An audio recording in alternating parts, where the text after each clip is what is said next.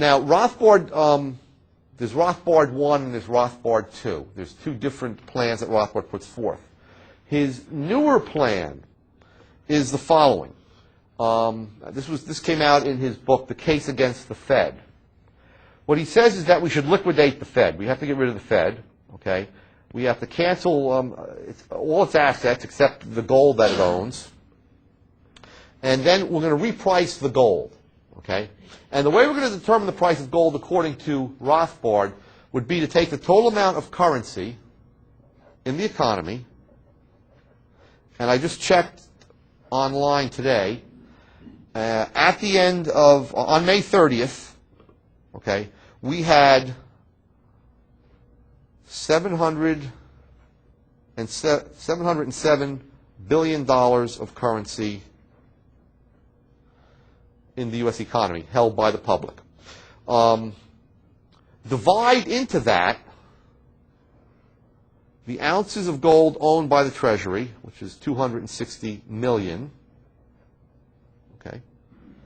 And that would give you a price of $2,272 per ounce, enormously higher than the market price.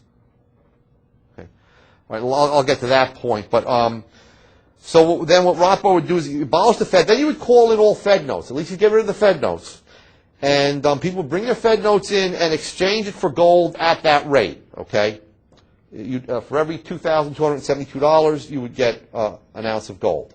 Okay. So you and I would be able to do that, as well as the banks. The banks that have reserve deposits at the Fed would also be able to turn them in for gold. Okay.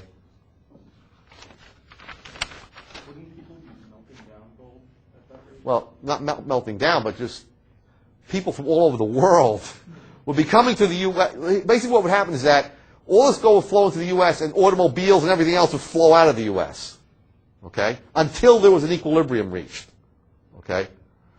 And so prices in the U.S. would rise rapidly to adjust to this very high price of gold. That's one of the problems with this plan, okay?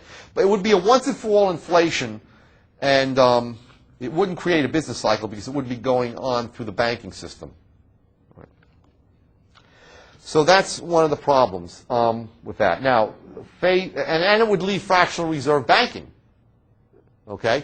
So all the gold would either be held by people in their hands, okay, or would be deposited in the banks, and they could go on with their fractional whatever reserves they wish to hold, they could hold. It would be a fractional reserve system still. Okay? Demand deposits would not be 100% backed by gold. Only the currency notes would be transformed into gold itself. Okay, so you get rid of the Fed notes. Right? So if you wanted, so once you got your gold and you deposit it in the bank wouldn't have to hold 100% reserves against your deposit. They could create checking accounts that were, let's say, 10% backed by gold dollars. Okay, or whatever. There would no longer be a law limiting them to 10%. Okay, whatever they thought would be prudent would be what they would decide as the back reserves.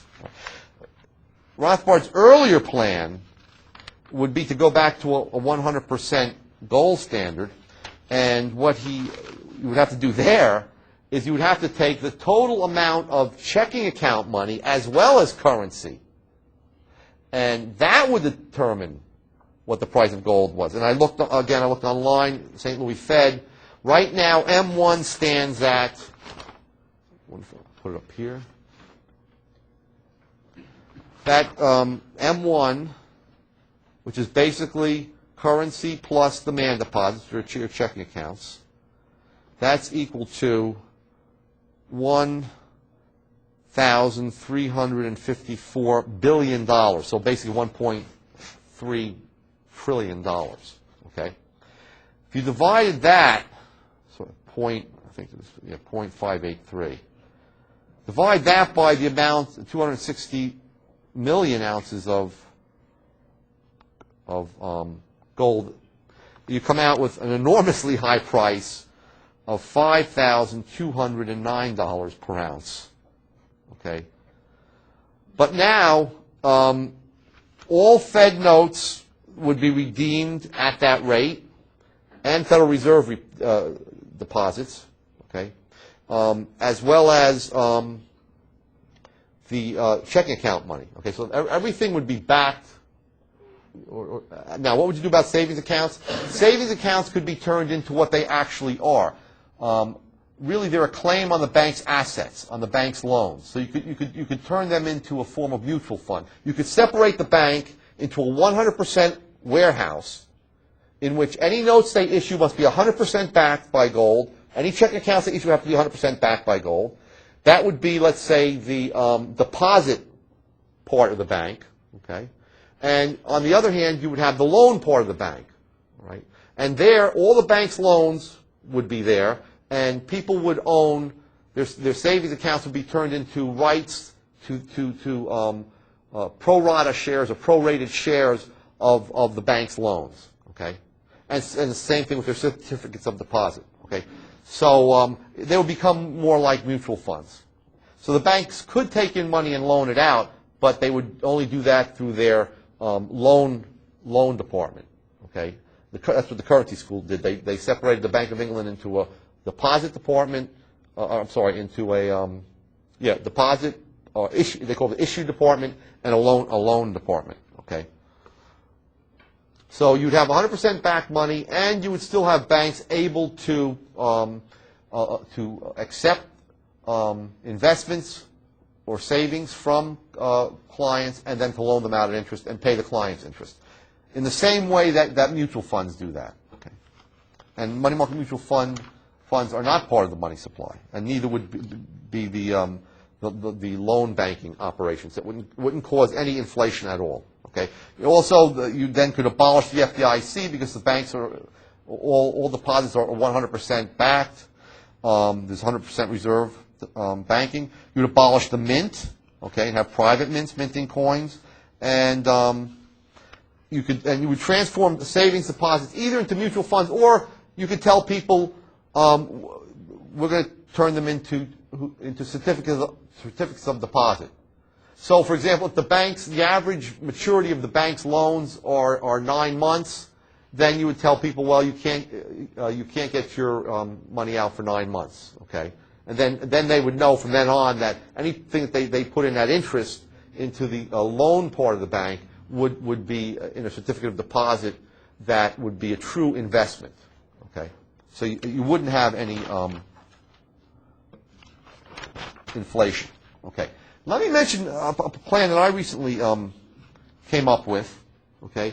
In the old days, okay, for example, the U.S., after the Civil War in 1879, Great Britain in 1821, after the Napoleonic Wars, Great Britain again in 1925, they would go back to the gold standard by simply deflating the money supply and going back at some past price of gold, at some lower price of gold, okay, than was existing during the period of non-convertibility.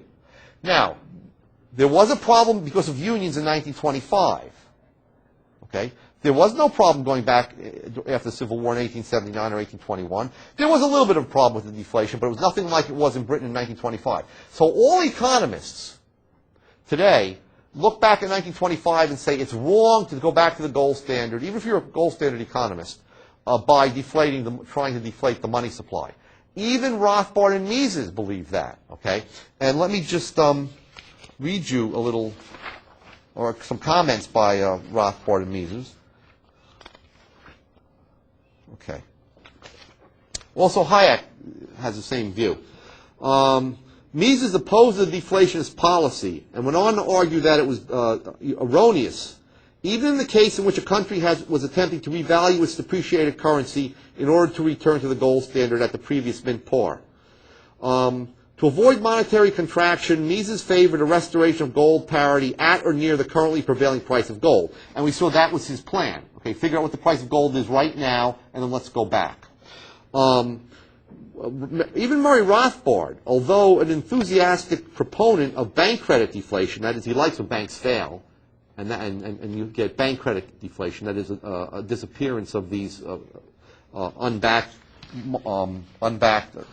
bank deposits. However, he generally refrains from advocating a deliberate contraction of the money supply by the Fed, okay, under an existing fiat money regime. So, for example, he referred to, quote, the crucial British error and, quote, fateful decision of returning to the gold standard in the 1920s at the pre-war parity.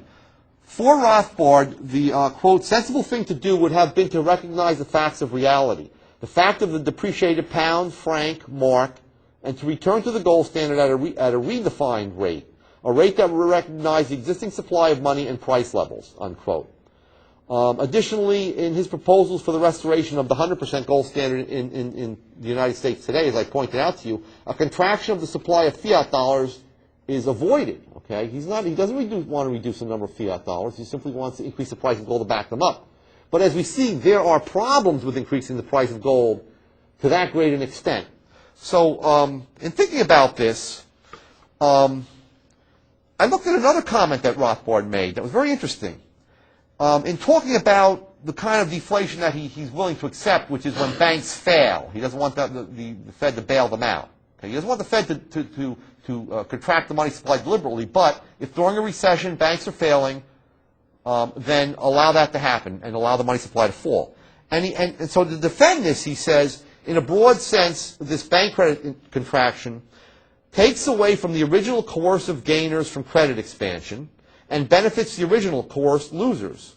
While this will certainly not be true in every case, in the broad sense, much the same groups will benefit and lose, but in reverse order from that of the redistributive effects of credit expansion. Fixed income groups, widows and orphans, will gain, and businesses and owners of original factors previously reaping gains from inflation will lose. What does he mean by this? Well, as I showed you, according to Mises' step-by-step process, when you have inflation, those people who receive the money first, and they're usually the government itself and its favorites in the economy, they benefit because prices haven't gone up yet, and people who receive the new money 18 months later or 2 years later are the ones that are hurt, especially people on fixed incomes who never get any of the new money, because they have to pay higher prices during 18 months, or they have to pay higher prices forever because they're on fixed incomes. What Rothbard says is, if you reverse that, or allow that to be reversed, if you suddenly have a deflation, then those people who lose the money first while prices are still high, they're the ones that lose. Okay? People on fixed incomes gain. The people who are hurt during the inflation gain during the deflation. Well, if that's true then, okay, if the welfare of those people who are coercively